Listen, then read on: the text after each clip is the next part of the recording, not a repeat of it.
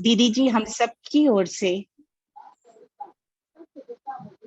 दीदी जी हम सबकी ओर से आपका दिल से स्वागत है, अभिनंदन है। अ वेरी वार्म वेलकम दीदी जी।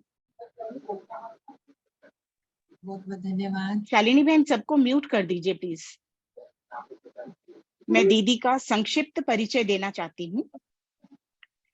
आप ईश्वरीय सेवा में 1993 से 1993 से संपूर्ण समर्पित हैं।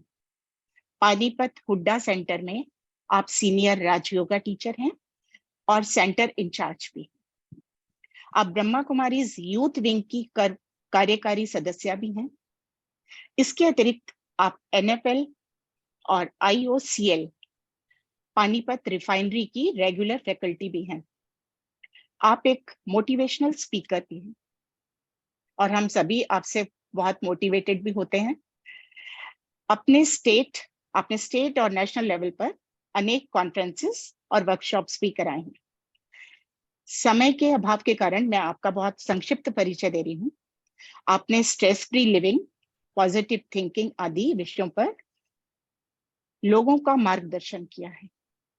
ऐसी बहुमुखी प्रतिभा की धनी दीदी जी का हम एक बार फिर से दिल से अभिनंदन करते हैं, स्वागत करते हैं। आदरणीय सुनीता दीदी जी। ओम शांति। शांति। आज सब तक मेरा आवाज पहुंच रहा है? हाँ जी दीदी जी।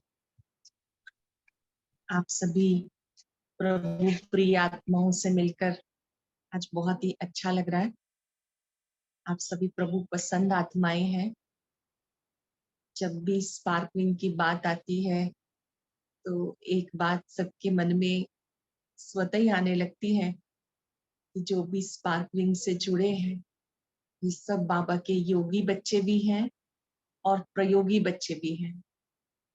हर दिन एक अच्छा प्रयोग करते हैं और स्वयं के प्रति भी योग करते हैं और इस योग के जो सुंदर रिजल्ट्स हैं वो सबके सामने लेकर आते हैं।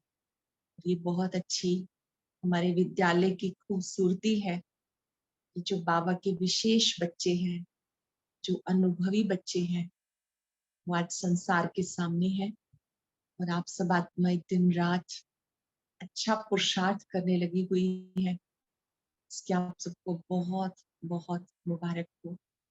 बहुत ही अच्छा लगता है जब हम ये सुनते हैं कि स्पार्कलिंग की ओर से अब की बार ये कार्य मिला, अब विशेष रूप से ये अनुभूतियां कराई गई। तो जो भी इस विंग में जुड़े हुए हैं और दिन रात नई नई इन्वेंशन कर रहे हैं, सबको बाबा के साथ लिंक जोड़ने के लिए जो सहज तरीके बता रहे हैं, उन सबको बहुत बहुत बधाइयां।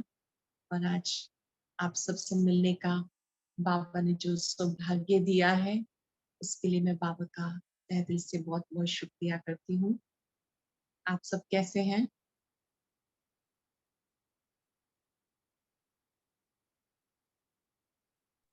अच्छे हैं दीदी।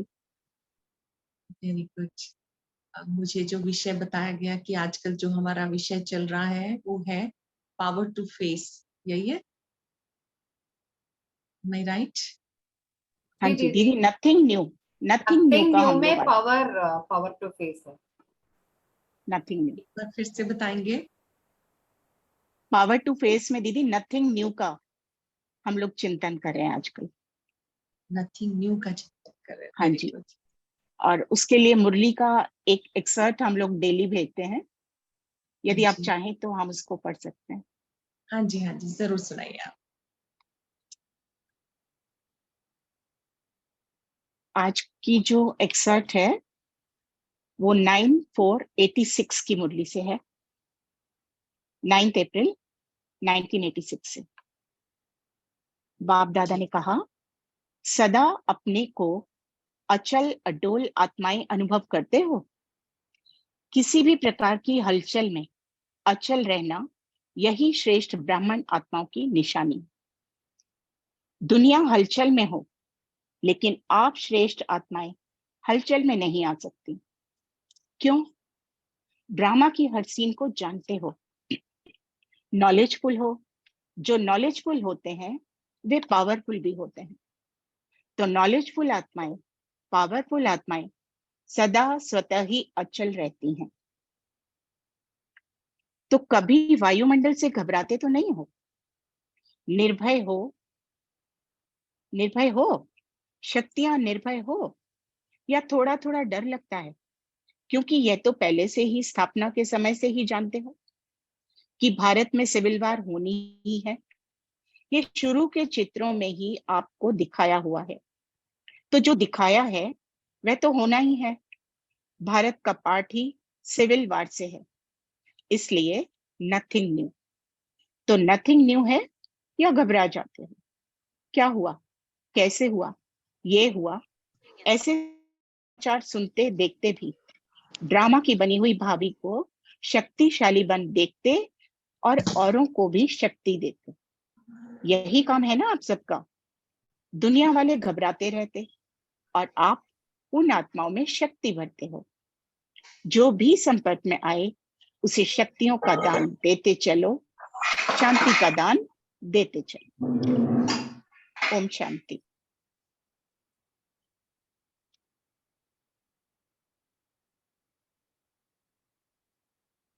बहुत सुंदर। बाप दादा के महावाक्य सुनकर स्वतः ही मन में शक्ति आने लगती है, और बाबा की बात जब हम अंदर तक ले जाते हैं तो वो पूर्व की स्मृतियां उजागर हो जाती हैं कि हम सब बाबा के कल्प पहले वाले बच्चे हैं और अचल अडोल आत्माएं हैं।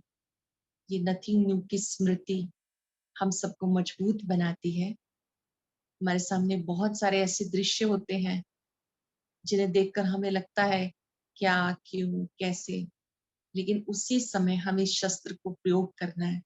ये नया कुछ भी नहीं है, सब कल्प पहले वाला रिपीट हो रहा है। जब हम साक्षी होकर दृश्य को देखते हैं तो कोई भी ऐसा दृश्य हम पे इफेक्ट नहीं डालता है। हम सब बाबा के बच्चे इस तथ्य को अच्छे से समझे, जिससे बाबा हर दृश्य को देखते हैं, साक्षी रहते हैं। हम सब भी साक्षी रहे।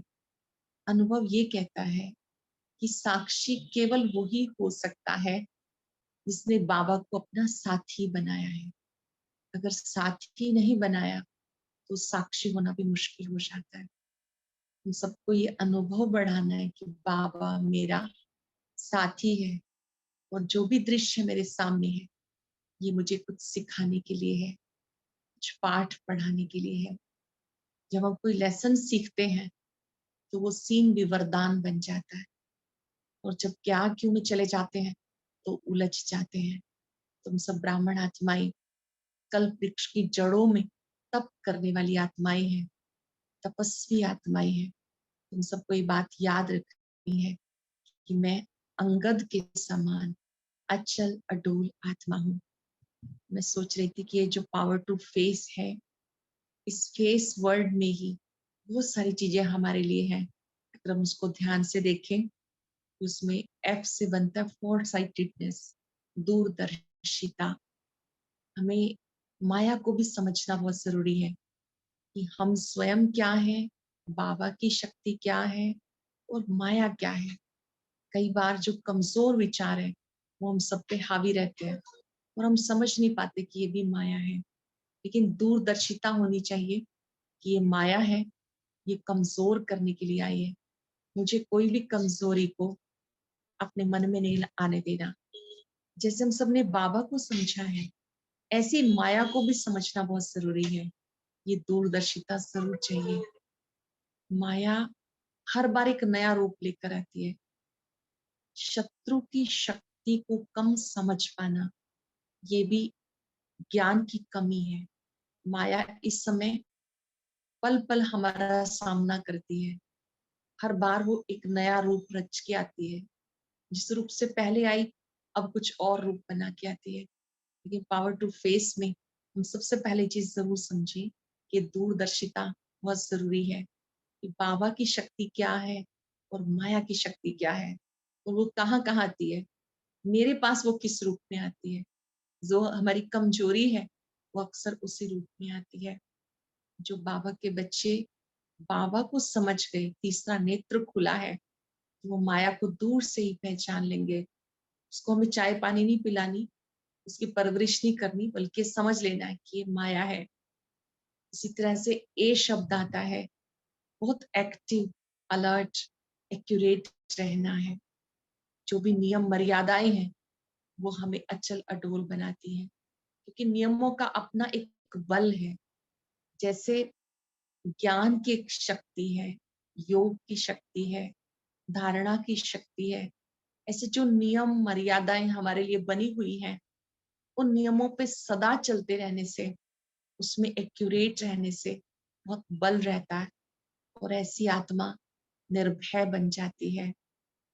ऐसी आत्मा दूसरों को भी सहयोग दे सकती है, क्योंकि उसके अंदर में वो बल जमा हो रहा है।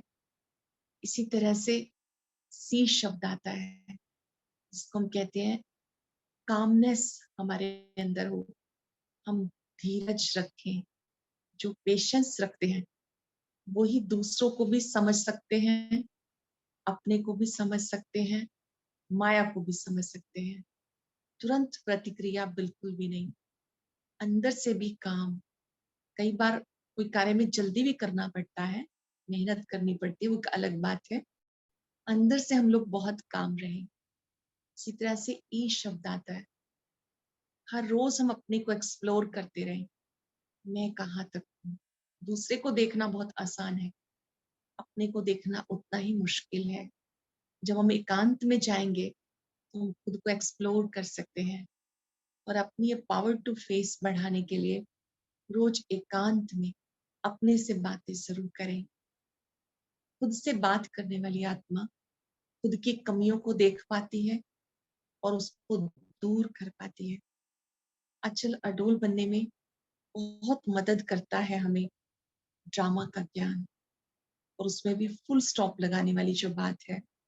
मुझे एक बात हमेशा याद रहती है कि एक बार दादी जानकी जी से मिलना हुआ, तो मैंने दादी जी से पूछा, दादी जी आपके हिसाब से तीव्र पुरुषार्थ क्या है?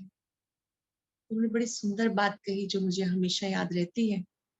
दादी ने कहा कि बातें तो होती रहती हैं, आती रहेंगी और जाती रहेंगी। एक सेकंड में फुल स्टॉप लगा देना, बिंदु लगा देना, ये तीव्र पुरुषार्थ है। कई बार हम बातों को पकड़ के बैठ जाते हैं। अब किसी किसी का बिंदु तो 1 साल में ही लगता है, वो बात उनके दिमाग पे हावी रहती है। किसी का बिंदु 6 मास में लगता है, किसी का 1 मास में लगता है। लेकिन मैंने इस विद्यालय में ऐसी आत्माएं देखी हैं जो विद इन मिनट्स अपने आप को सेट कर लेती है। मैंने सेकंड नहीं कहा, लेकिन मिनट्स में बहुत सारी आत्माएं बिल्कुल नॉर्मल हो जाती है। तो ये बहुत बड़ी ताकत है। अगर हमें अचल अडोल बनना है, नथिंग न्यू अपने जीवन में लाना है, तो ये फुल स्टॉप लगाने का अभ्यास बहुत जरूरी है। बातें आई, चली गई, हम उस पर फुल स्टॉप लगा दे। और ये तब लगता है जब हमने कुछ पाठ सीखा हो कि इस परिस्थिति ने मुझे क्या सिखाया, इस परिस्थिति में मैंने क्या सीखा। अगर ये बात सीख लेंगे तो फुल स्टॉप लगाना इजी हो जाता है। हम कोशिश करें कि अपने मन के अंदर ये फुल स्टॉप लगाने वाला चैप्टर रोज याद करें। सुबह से लेके कोई भी बात आई, बातों को जाने दें, पकड़ के नहीं रखें। बात तो एक बार आती है, बात तो एक ही बार आती है और चली जाती है, लेकिन हम उसको बहुत बार रिपीट करते हैं। हम उसको रिपीट ना करें। बातों से जो हमने सीखा, बस वही बात हमारे को बहुत मदद करेगी।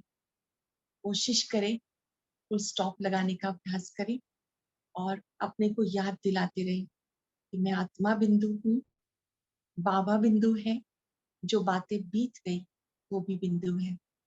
आप सब तक ठीक आवाज सुनाई दे रहा है जी दीदी, या नहीं आ रहा सुनाई दे आवाज? रहा है। जी दीदी, क्लियर है दीदी। जी, हम बात कर रहे थे कि इस अचल अडोल स्थिति में बहुत सहायक हैं 3 बिंदु, जिन्हें मैं स्वयं भी बहुत प्रयोग करती हूँ और मुझे बहुत अच्छा लगता है। इस बात को आपने कितनी देर में छोड़ा, ये आपकी आंतरिक शक्ति है, आपने कितना प्रयोग किया है इस बात को छोड़ने में, कि बातों को बार बार याद करने से और बार बार रिपीट करने से या किसी और को भी सुनाने से हमारा स्वयं का भी समय जाता है और दूसरों का भी। समय और संकल्प, ये दोनों बहुत अमूल्य खजाने हैं, इन्हें कभी भी जाने ना दे। ये अचल अडोल स्थिति वास्तव में वरदान है संगम युग पर। जिसके पास ये शक्ति है अचल अडोल रहने की, वो आत्मा बाबा के कार्य में बहुत बहुत मददगार है। बाबा भी उन्हीं आत्माओं को यूज करेंगे जो बाबा के कार्य को अपना कार्य समझते हैं। ये ईश्वरीय कार्य है। हर एक ये सोचे कि मैं बाबा का सैंपल बच्चा हूँ, मुझे ये करना ही है, और कल्प कल्प किया है तो मेरे लिए मुश्किल नहीं है। जब हम रात को बाबा को पत्र लिखे तो जरूर अपना चार्ट दे कि आज जो भी बातें आई मैंने उसको जल्दी छोड़ा या पकड़ के रखा, और इधर उधर तो कहीं रिपीट ही ना करें। एक व्रत ले लें कि व्यर्थ की बातों की तो चर्चा करनी ही नहीं है। अगर हम व्यर्थ की बातों की चर्चा करते हैं तो हमारी अपनी शक्ति भी कम हो जाती है। संगम का समय बहुत बहुमूल्य है और बाबा का साथ इसमें वरदान है। इसमें कोई भी बातें आ रही है, जो भी परीक्षाएं आ रही, क्योंकि मेला और झमेला दोनों साथ साथ चलते हैं। बाबा का भी पार्ट चलता है, माया का भी चलता है।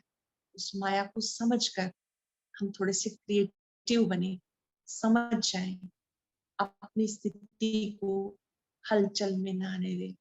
इसने बहुत अच्छी बात कही है कि परेशानियां कितनी भी क्यों ना हो, जब आप परेशानियों का चिंतन करते हैं तो वो और बड़ी हो जाती है। जब आप खामोश रहते हैं तो वो कम हो जाती है। जब सब्र कर लेते हैं तो वो खत्म हो जाती है। लेकिन जब आप शुक्र करना शुरू करते हैं तो वो खुशियों में बदल जाती है। ये जो परेशानियां हैं, बातें हैं, ये भी हमें कुछ सिखाने आती है। इनके होते हुए भी हमारे दिल से बाबा का शुक्रिया निकलता रहे। जितना जितना हम शुक्रिया करते हैं तो ये परिस्थितियां भी हमारे लिए वरदान बन जाती है। जब परिस्थितियों में हम जूझ रहे होते हैं तो उस समय हम शुक्रिया करना भूल ही जाते हैं। उसके स्थान पर हम कंप्लेन करना शुरू कर देते हैं, बाबा मेरे साथ ऐसा क्यों, ऐसा नहीं होना चाहिए। और कुछ तो बाबा के भी बाबा बन जाते हैं, बाबा को भी कहेंगे कि बाबा आपने मेरे साथ ये अच्छा नहीं किया। लेकिन बाबा के प्रति कभी संशय ना आए। ये संशय माया का ही रूप है।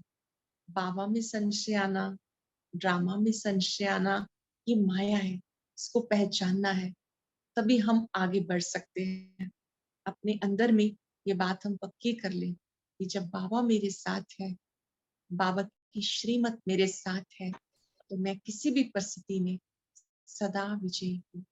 ये नथिंग न्यू की स्मृति बहुत काम आती है जिस समय कुछ ऐसा हो जाता है जब जो आपको अप्रिय लगता है। जो भी बात पहले हो चुकी, आज उसे पकड़ के मुझे क्या मिलने वाला है, थोड़ा सा हम सोचें, विचार करें, इससे मुझे क्या मिलने वाला है।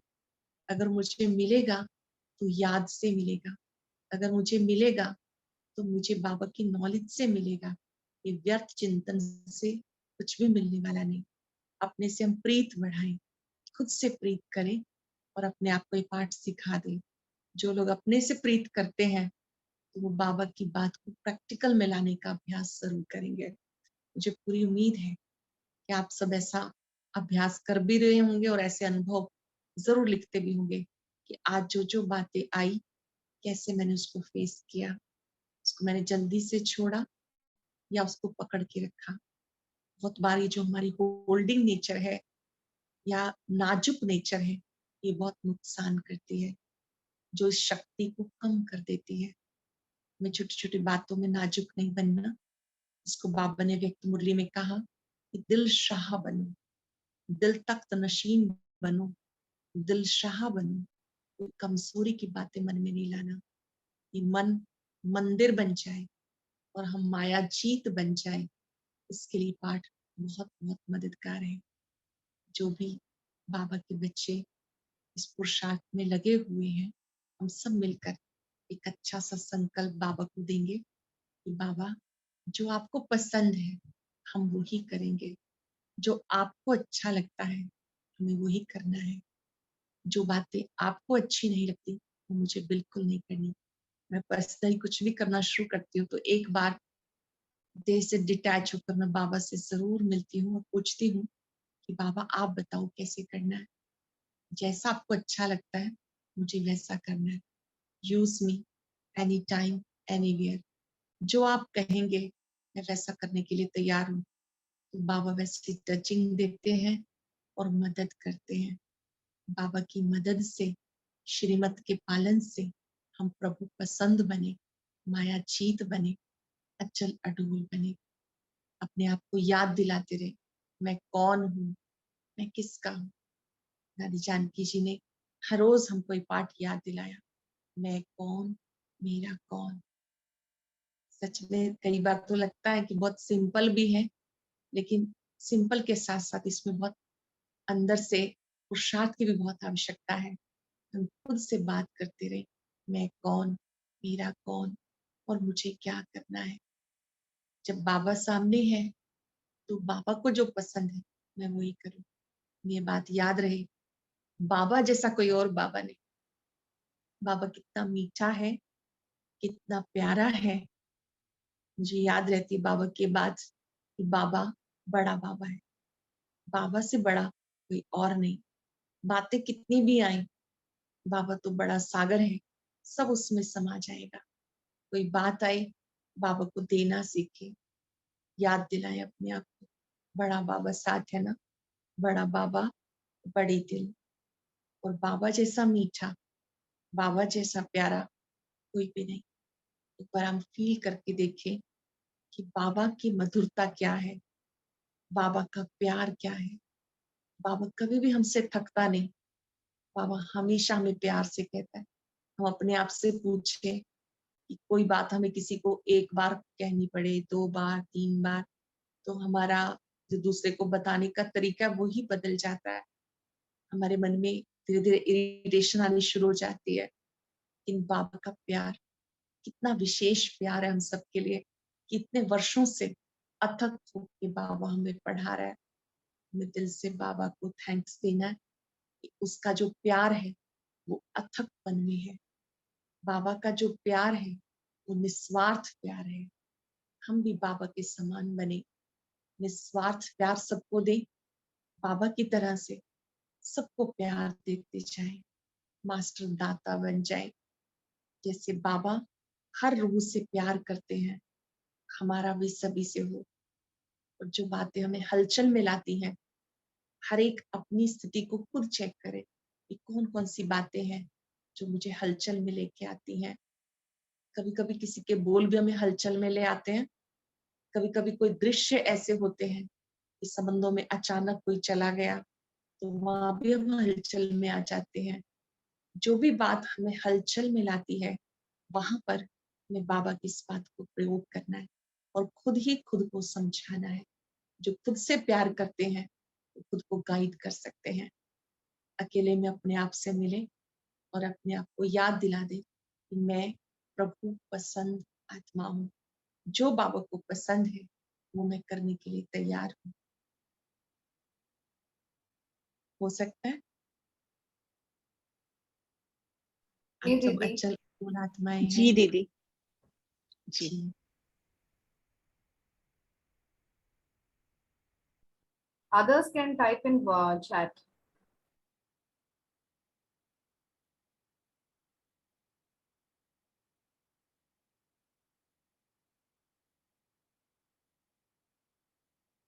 सभी तैयार है करने के लिए। सभी मन में भी शुभ संकल्प कर रहे हैं। आपकी प्रसन्नता बता रही है कि आप करने के लिए तैयार हैं। मैं समझती हूँ कि अमृत वेले जब हम बाबा को मिलते हैं तो बाबा हम सबको ऐसी शक्ति देते हैं कि जो बाबा चाहता है वो हम कर पाए। हर एक ने लिखा है यस, ऐसी अंगद के समान अचल अडोल आत्माओं को ढेर सारी शुभकामनाएं। और मैं चाहूंगी कि हम सब बाबा के बच्चे मिलकर ऐसा पुरुषार्थ जरूर करें कि जो बाबा को अच्छा लगता है हम वही करें।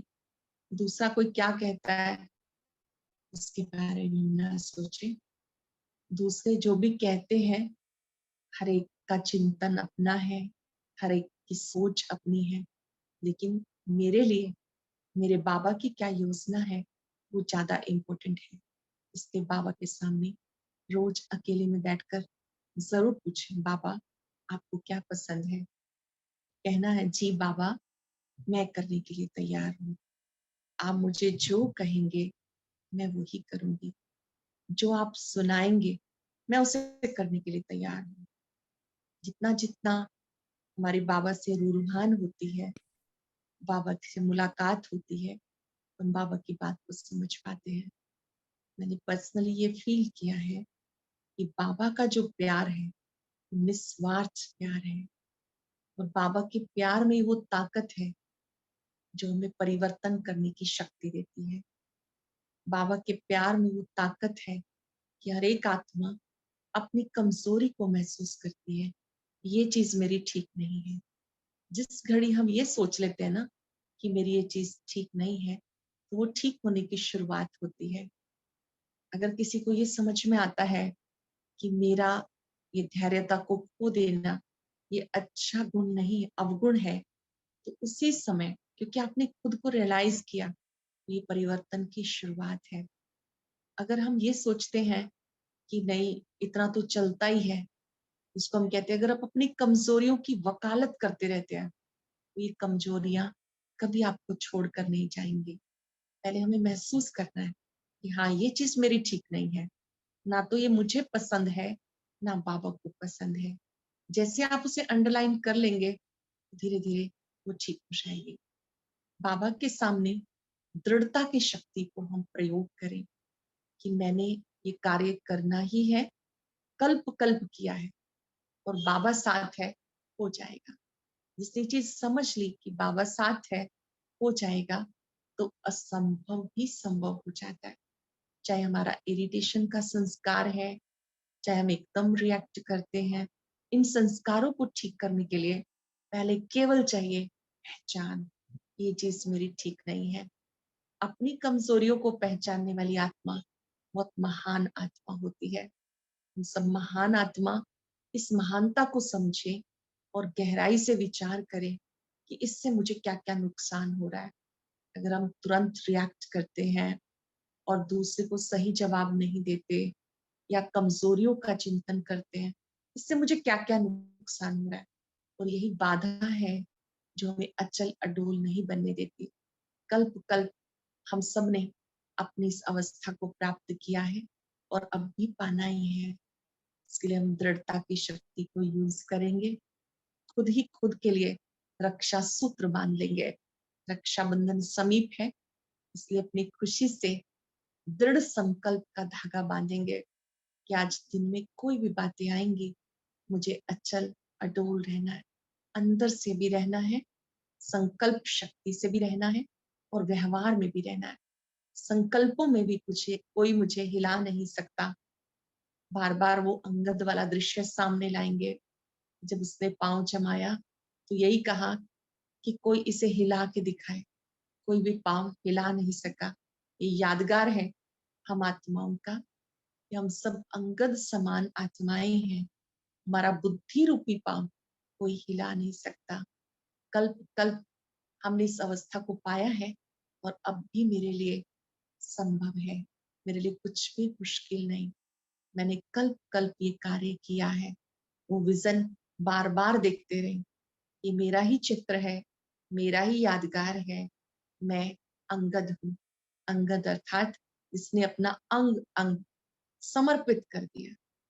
नेत्र भी बाबा को समर्पित है। जैसा बाबा चाहता है अब मुझे वो ही देखना है। बाबा क्या चाहता है, इन चर्म चक्षुओं से देखने की बजाय मैं तीसरे नेत्र से देखूं।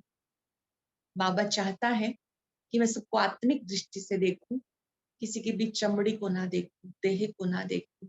देह को देखना पाप है। नेत्र भी समर्पित है और ये कान भी बाबा को समर्पित है। ये वही सुनेंगे जो बाबा को अच्छा लगता है। पर चिंतन पर दर्शन बिल्कुल भी नहीं। अगर कानों को ऐसा रस आ जाता है पर चिंतन का, तो योगी बनने नहीं देता।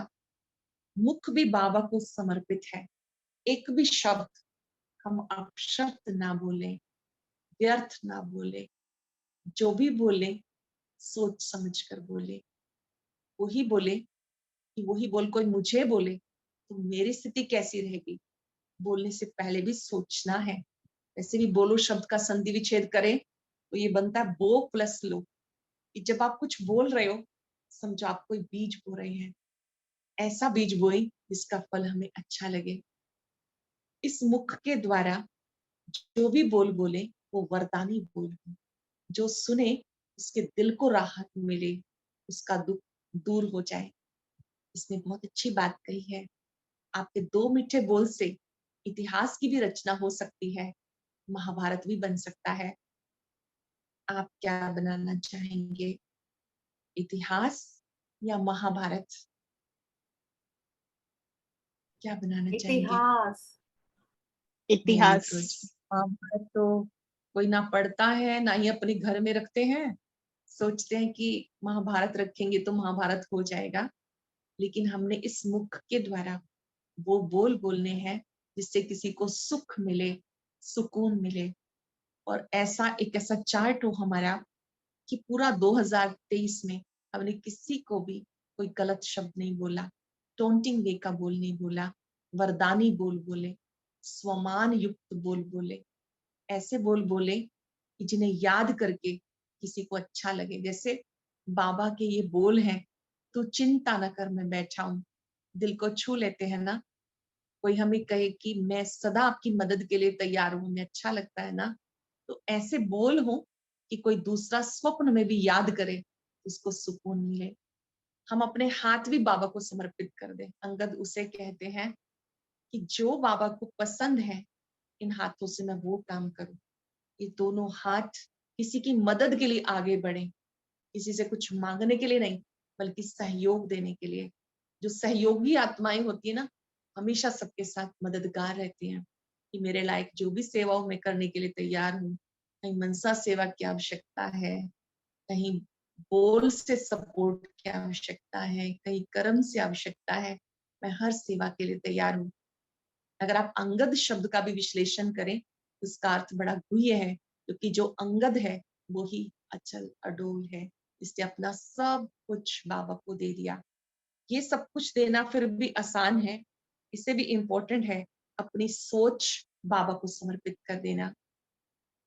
बाबा को ये कहना मैं वही सोचूंगा जो आपको पसंद है। जिस पर हमेशा गुलजार दादी जी की बात याद रहती है। दादी कहती थी कि बाबा को ना अपने दिल में बिठा लो। मैंने बाबा को अपने दिल में बिठाया। अगर किचड़ा होगा तो बाबा कैसे आएगा ना, बाबा कैसे बैठेगा। जिस दिल में बाबा बैठा है तो वो दिल क्योंकि दिलाराम का हो गया तो उसमें कोई भी नेगेटिव चीज नहीं हो सकती। तो अपनी मन बुद्धि को भी मैं बाबा को समर्पित कर दूं। बाबा जैसा आपको पसंद है ना, मुझे वैसा ही सोचना है। जैसे बोलने के लिए है ना, कम बोलो, धीरे बोलो, मीठा बोलो, ऐसे सोचने के लिए भी है, कम से कम सोचो, कम से कम सोचो, उतना ही सोचो जितना आवश्यक है।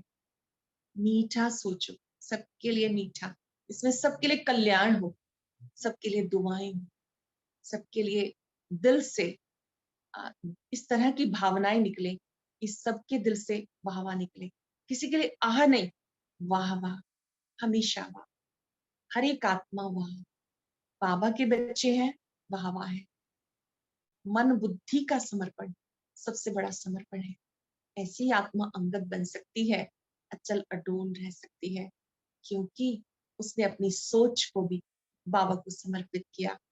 बाबा के अव्यक्त महावाक्य हैं, तुम मेरी याद में इतने मगन हो जाओ कि तुम्हारे लिए सोचने का काम भी मैं करूंगा। क्या सचमुच हम इतने मगन हो जाते हैं या याद में ही हम कुछ और याद कर रहे होते हैं? ऐसी याद हो कि उस याद में कोई और याद ना आए। एक बार हम चेक करेंगे कि बाबा की याद में और कौन कौन आता है और वो क्यों आता है, क्या हमें उसकी जरूरत है। कितने लोग हैं अनावश्यक उस याद में पहुंचते हैं। अपने आप से बात करनी है, हे मन बुद्धि, अभी भटक भटक के थके नहीं, और अभी तक यहाँ भटक भटक के क्या मिला, जरा सोचो तो सही। यहाँ जाने से कुछ मिलेगा नहीं। जाएगा जरूर, लेकिन इस मन बुद्धि को जब बाबा के पास टेस्ट आने लगता है, ये व्यर्थ की तरफ नहीं जाएगा, क्योंकि बाबा की तो हर बात टेस्टी है ना। मुरली कितनी टेस्टी होती है, जैसी मुरली सुनते हैं तो आनंद आ जाता है। तो इससे बात करके इनको सेट कर देना है। मैं समझती हूँ कि संकल्पों में भी अंगद बने, बोल में भी, कर्म में भी, और अपना सब कुछ बाबा को समर्पित कर दें। समर्पण भाव बहुत ऊंचा भाव है, जो आपको सदा के लिए अचल अटूल बना देगा। जब कोई दृश्य को देखते हुए बाबा को अच्छा लग रहा है, तो मुझे भी अच्छा लगना चाहिए। मैं उसे देखकर अस्वस्थ ना हो जाऊं, संकल्प ना चलाऊं। बाबा को जो नाटक पसंद है, उसमें मुझे कोई संकल्प चलाने का अधिकार नहीं। ये विश्व नाटक वैरायटी आत्माओं से बना है, और ये वैरायटी भी बहुत अच्छी ब्यूटी है। ये बात याद रहे कि वैरायटी भी ब्यूटी है। सब अच्छे हैं, बहुत अच्छे हैं, सब अच्छा हो रहा है। अच्छा देखते, अच्छा सुनते, सब अच्छा हो जाएगा। इस दुनिया में अच्छा बनने का केवल एक ही मंत्र है कि हम हमेशा याद रखें कि आप बहुत अच्छे हैं। बाबा बहुत अच्छा है। कितना अच्छा बाबा है, उससे अच्छा कोई भी नहीं। आपस में मिलके भी हम एक दूसरे को जरूर रियलाइज कराएं कि उनके अंदर कौन सी अच्छाई है। जीते जी रियलाइज कराना बहुत जरूरी है। कभी कभी कोई व्यक्ति संसार से चला जाता है, तब हम गुणगान करते हैं। मैंने बहुत बार देखा है कि जब कोई व्यक्ति संसार से जाता है, उसका बहुत बड़ा फोटो लगाते हैं, बहुत बड़ी माला पहनाते हैं, पुष्पांजलि अर्पित करते हैं, और जो बोलने आते हैं वो इतना कुछ बोलते रहते हैं। मैं सोचती हूँ कि जीते जी जिस व्यक्ति को कभी नहीं कहा हमने कि आप अच्छे हो, बाद में इतना सब कुछ कहने से क्या फायदा।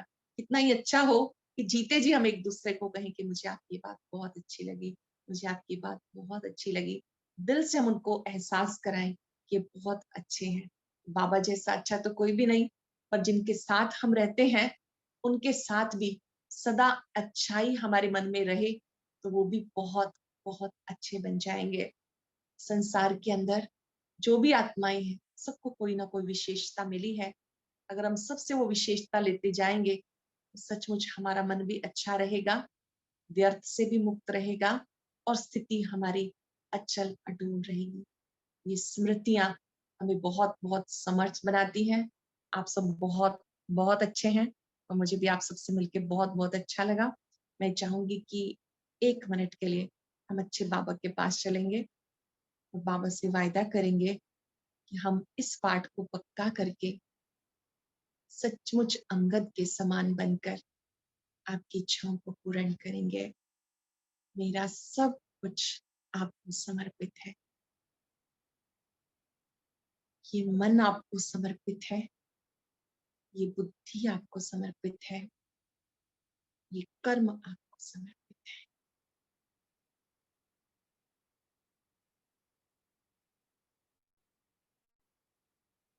कुछ पल के लिए अच्छे बाबा,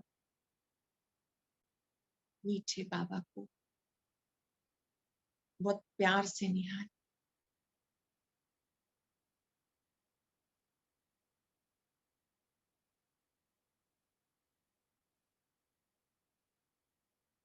कितना मीठा बाबा है, कितना प्यारा बाबा है, कितना अच्छा बाबा है।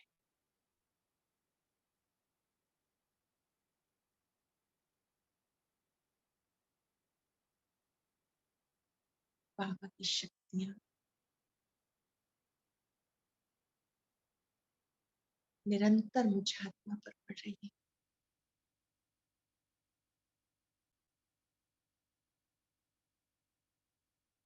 बाबा से वायदा करें,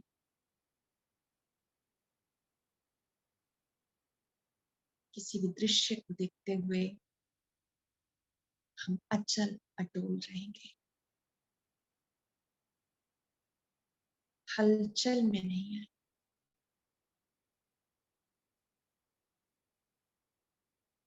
मेरा बुद्धि रूपी पांव कोई हिला नहीं सकता। मेरा हाथ बाबा के हाथ में है। इस हाथ से बहुत शक्तियां निकल रही हैं।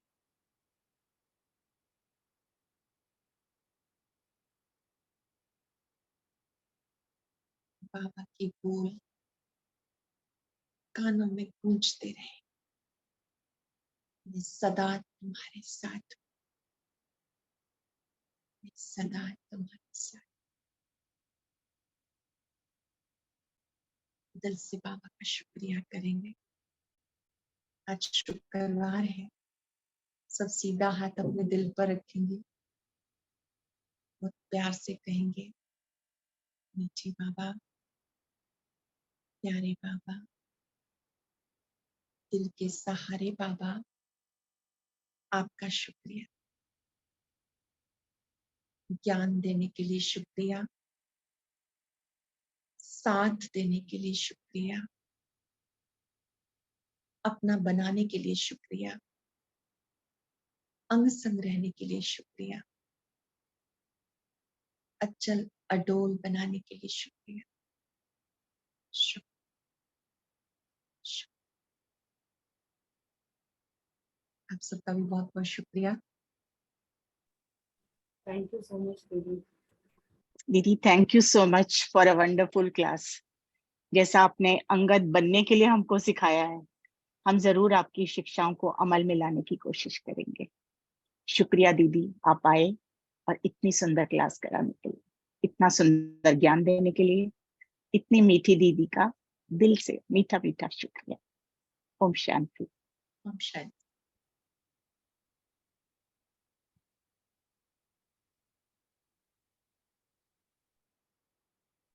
किसी का कोई क्वेश्चन है दीदी से, कुछ पूछना चाहते हैं?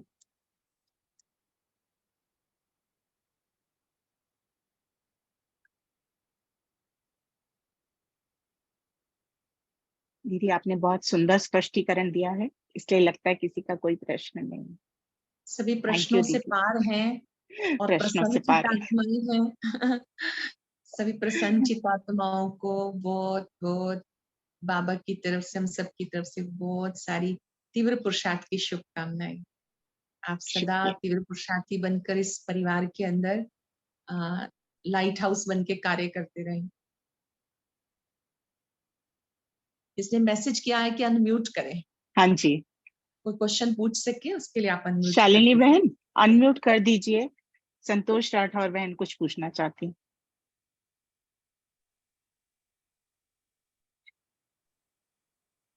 ओम शांति दीदी, बस शुक्रिया करने के लिए हमने अनम्यूट करने को कहा था। अच्छा, बहुत बहुत दिल से शुक्रिया दीदी।